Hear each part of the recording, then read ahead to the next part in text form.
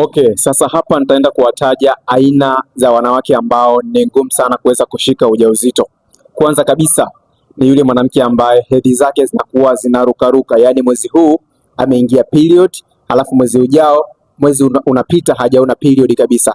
Mwanamke wa aina hiyo inakuwa ni ngumu sana kuweza kushika ujauzito. Lakini kuna yule mwanamke ambaye unakuta anaingia period, halafu damu zinatoka zaidi ya siku 8, wiki 2, ana bleed tu.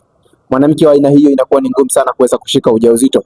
Lakini kuna yule mwanamke ambaye anaingia period halafu ndani ya siku 2 au siku 1 damu inakuwa imekata kabisa.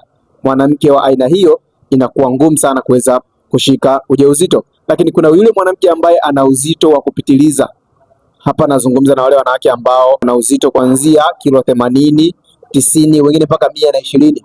Mwanamke wa aina hiyo obviously lazima homoni zake zitakuwa zinavurugika. Kwa hiyo ni ngumu sana kuweza kushika ujauzito. Lakini kuna wale wanawake ambao unakuta akiingia period anapata maumivu makali sana kiasi kwamba anashindwa kuweza kufanya hata kazi zingine. Maanake wewe una chango la uzazi.